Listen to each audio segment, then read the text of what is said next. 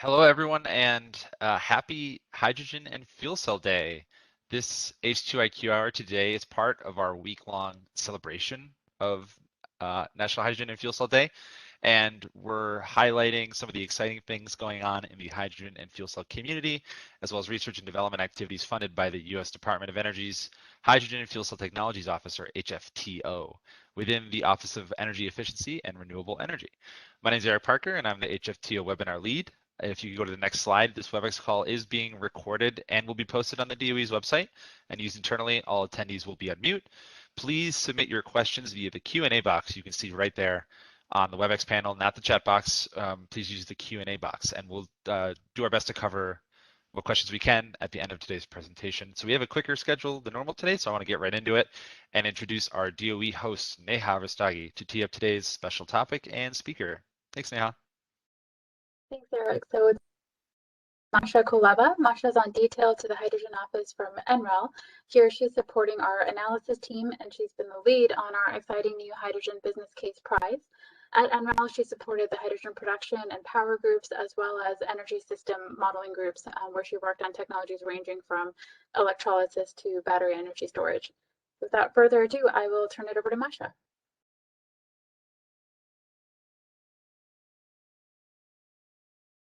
Thank you so much, Neha, and thank you, Eric, as well. Thank you for the kind words and the nice introduction. And hello to everyone. Thank you for tuning in. For those of you who follow us on social media, you must have seen the Hydrogen Business Case Prize competition announcement on Tuesday. And for those of you who don't follow us on social media and who haven't seen this announcement, not to fret, because at today's H2IQ Hour, we'll talk about the nitty-gritty of this extremely exciting opportunity across the hydrogen and fuel cell technology sector. And without further ado, let me introduce you to the Hydrogen Business Case Prize. Here we were supposed to have a video which is going to be actually available on Monday. So please stay tuned, and it's a fantastic video about this challenge. Hydrogen Business Case Prize is part of the American Made Challenges. It's our latest challenge that you can join at americanmadechallenges.org/H2businesscase. Don't worry, you're going to remember by heart this link by the end of this presentation.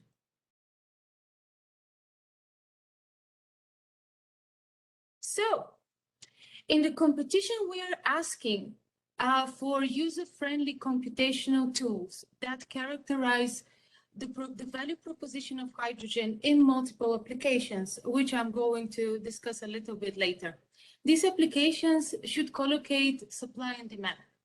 Such a competition has two major purposes, namely, the first one, create educational opportunities for emerging talents in the hydrogen and fuel cell technologies space, and the second, to inform stakeholders about investment opportunities for hydrogen technologies specific for the US. Who can join the competition?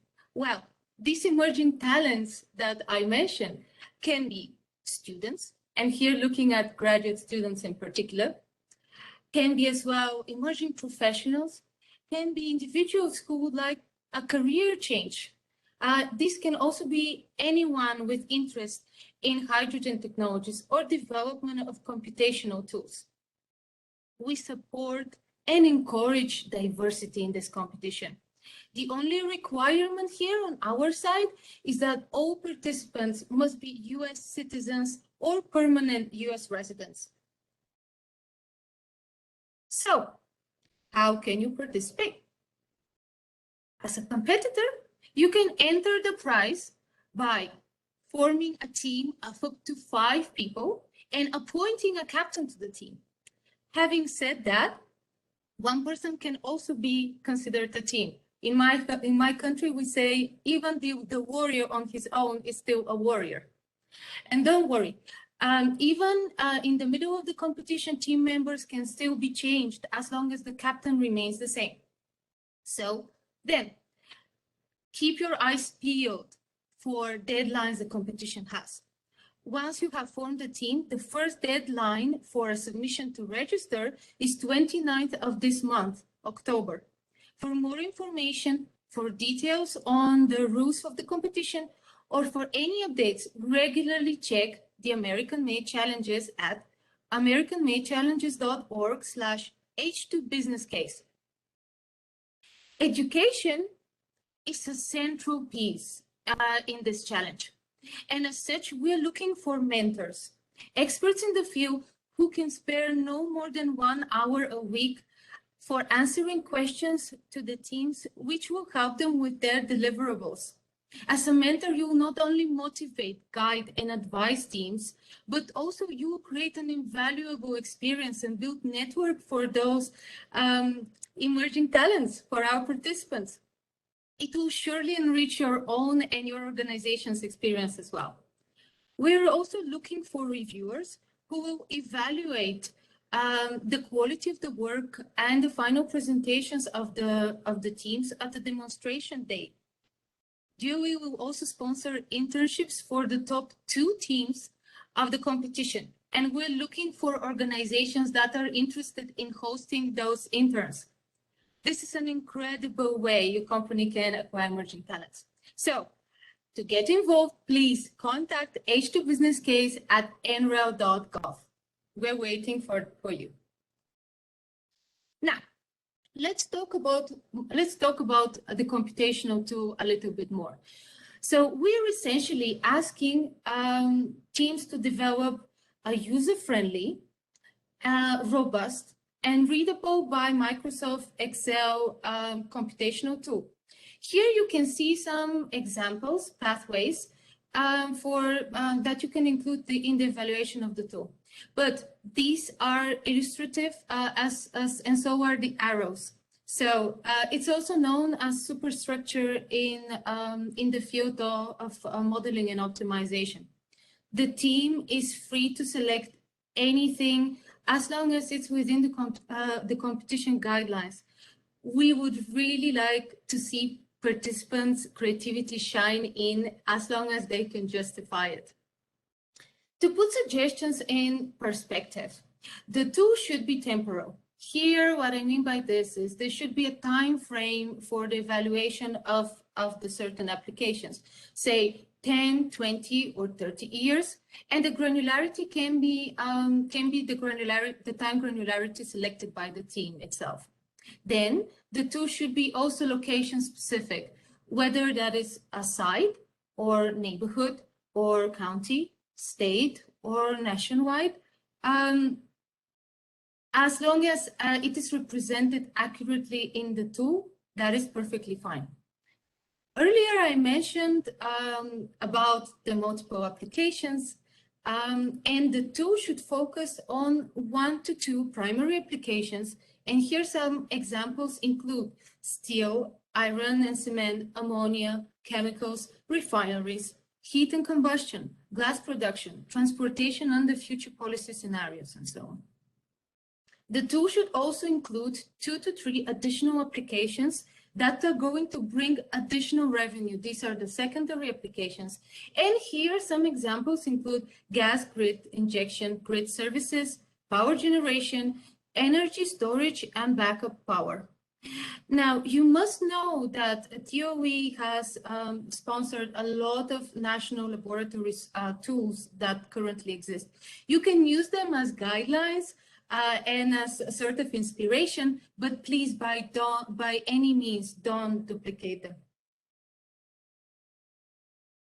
So, the computational tool should be able to handle inputs, which can be default parameters, user-defined parameters, or parameters that are going to be evaluated within the tool.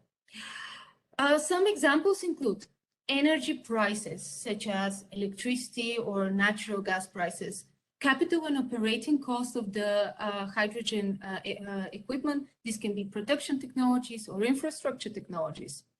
Price points for hydrogen at the end uses, or the so-called willingness to pay, and as well regional policies and sustainability drivers for the particular region that the team is going to look at.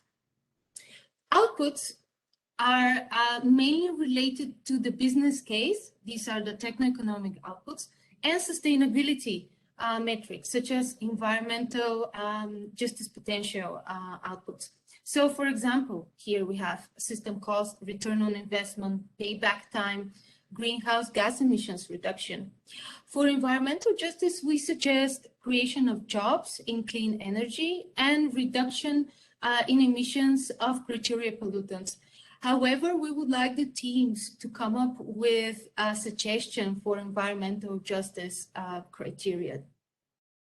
One thing that you should keep in mind is an evaluation criterion is the breadth of scope, which besides applications can also can be realized through diversity of the metrics that the teams include in there too. So just keep this in mind. The competition is structured in 2 phases plus a registration. And here it's important to mention, please form your team and register for the competition by 29th of October. The registration process is extremely easy and not time consuming at all. All you need to do is to have a nice cover page with team members, their names, their CVs, the name of the team, the captain, and a rough scope of the tool that can be changed to phase 1, for example, in phase 1. So the phase 1, this is the concept development phase of the competition, where at the end of it, we ask for a cover page with the team name, the team members if they have changed, and up to 500-word abstract with the tool scope that has changed or it hasn't changed, for that matter.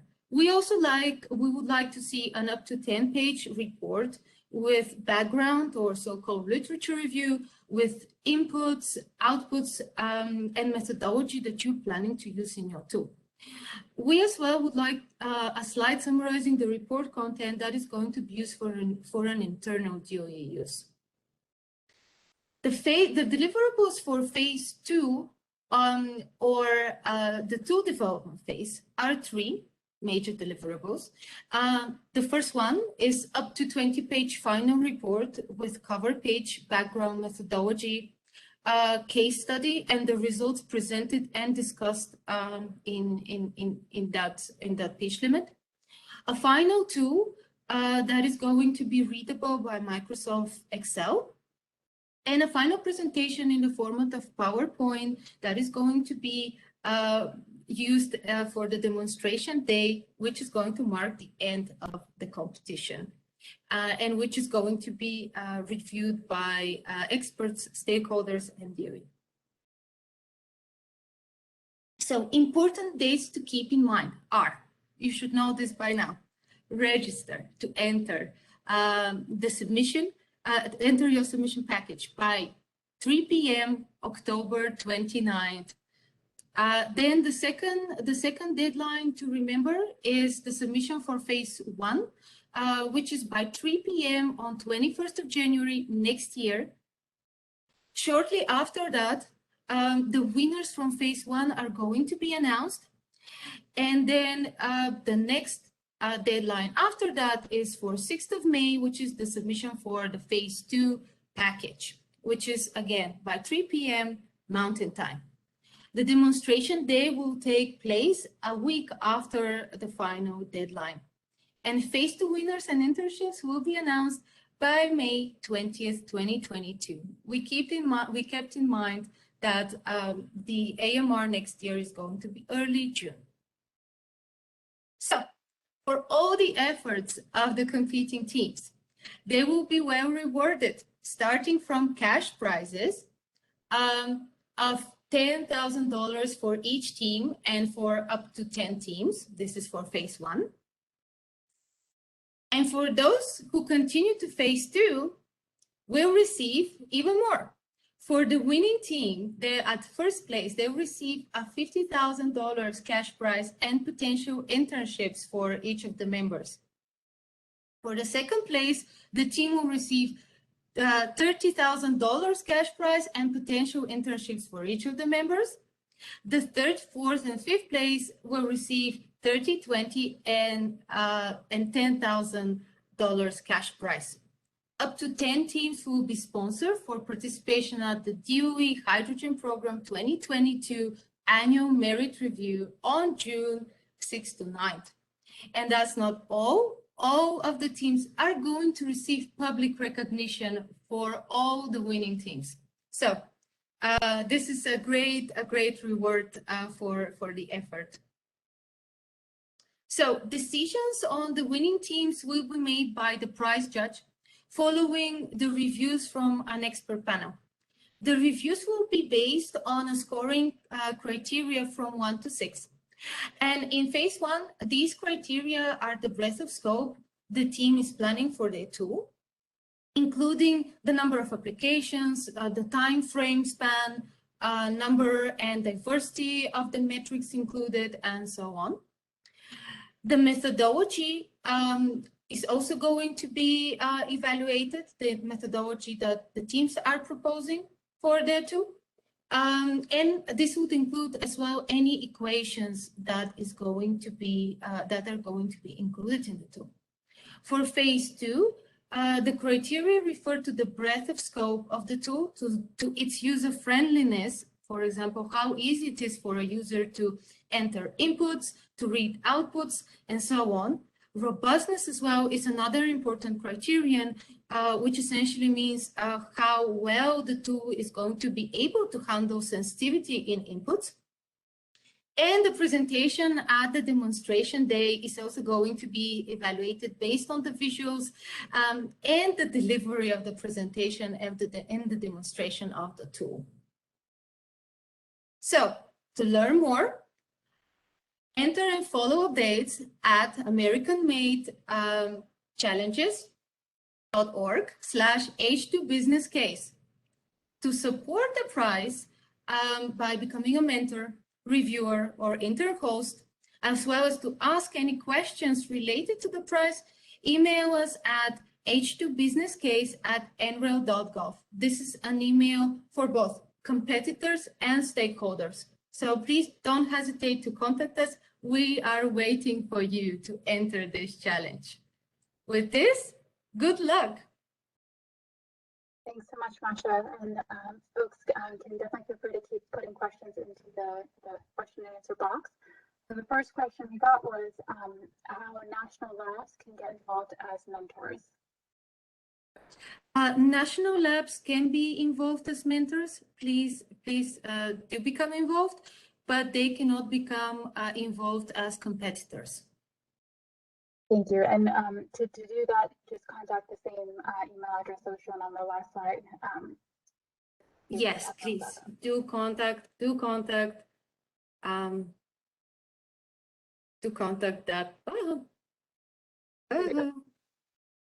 Thank Here you. it is. Do contact h2businesscase@nrel.gov, please. All right. The next question was whether or not a team of one is acceptable, which I think you answered. But do you want to go ahead and? Yes, a team of one is acceptable, as long as this is a person who is a U.S. citizen or a permanent U.S. resident. The next question was around the internship process. Are companies required to hire interns after they express their interest? First of all, a company should express that they are interested in offering internships. And in the process, at the end of the competition, we will be sending the CVs to the CVs of the winning team members to those companies. And there is going to be a process of selection. So the companies would know essentially who they're going to be hiring, and they can still make the decision if they would like to offer an internship or if they would not. I hope that this answers the question. Yeah, it's completely non-binding at this stage, and also non-binding at the point that we have our winning teams. Correctly.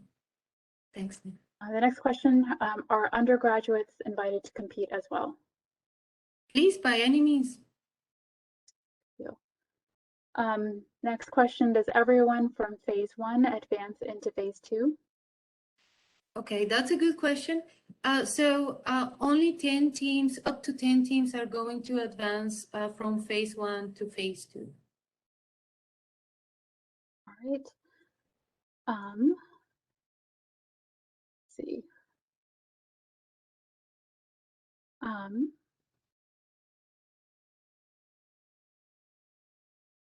Some of these are repeat questions. So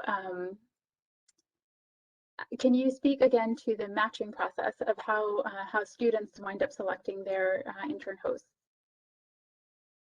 So if I remember correctly, each student is going to score the potential internship costs.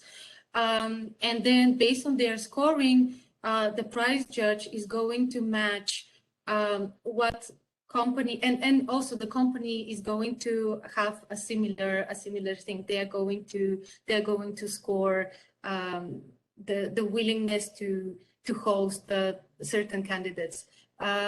So based on that, DOE is going to do matching of the scoring, and they're going to match a winning team member with an internship host. In this way, we hope that we're going to end up with the best matching pair. I hope this answers the question. Yep. So it's basically a standard matching process at the end. All right, next question. Are there any requirements for companies that want to host interns? I think the question is around, like, do they have to be in a specific sector, or is anyone eligible? I guess anyone is eligible as long as, I guess, it's connected to the sector, to the hydrogen fuel cell technology sector. Even if not, I guess if the potential intern is interested, they can still host them, as long as the potential intern is also interested. The next question is around what is there a deadline to become a reviewer? We hope so. The reviewers are going to be involved in phase 2 of the competition, as well as the demonstration day. So we don't have a hard deadline on becoming a reviewer, but the sooner the better. I would say it would be great to have the finalized list of reviewers before the second phase has started. So that is around February next year. Thank you. Next question, I can take this one because this one has some nuance to it. So may OEMs partner with universities to become a team? So the answer is yes. We've been encouraging universities, but anyone is eligible to participate as long as the members are US citizens or residents. So OEMs can partner with the university, or they can, even compete on their own. So either way is acceptable. It's just that if you are competing, then your organization can't be part of the review process. Similar question, team members can't be hydrogen professionals or professors, so they can be. We've just been encouraging, students, but anybody, again, is eligible to participate, including those that are established in the field.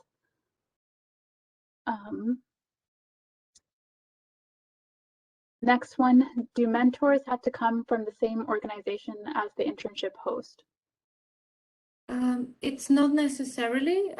Initially, we were envisaging that internship hosts will appoint one mentor that can spare at most 1 hour per week for teams, but they can be decoupled as well. Great. What type of software is recommended for the tool? Pardon, Nika? What type of software is recommended for the tool? So for safety purposes, so to say, we recommend only Microsoft Excel. If you can manage somehow to import and export various applications, but at the end submit everything with the Microsoft Excel, that would be great. But other than that, Microsoft Excel would suffice. Thank you. Who owns the intellectual property? So this is owned by the prize team. When will team captains be announced, and how do you become a team member? So the team captains are announced when essentially you submit the registration package. And this is something that you should coordinate with your team members. So if there is a general agreement for someone to become a team captain, that's great. And the time when the team captain becomes known is actually officially known is at the registration by 29th of October. And the team captain cannot be changed afterwards, but the team members can. So I guess 29th of October is when the team captain is known already. I guess this, I hope this answers the question. And there was a second part to it. I think you answered it. How do you become a team member? So, Yeah. Okay. So, yeah. Yeah. So this is self-assembled teams, and then the team decides Yeah. their captain. Yeah. Thank you. There's another question. Is this related to the FOA that was just announced? So these are two separate solicitations. So the FOA is the notice of intent that was announced for a FOA is independent of this. Let's see.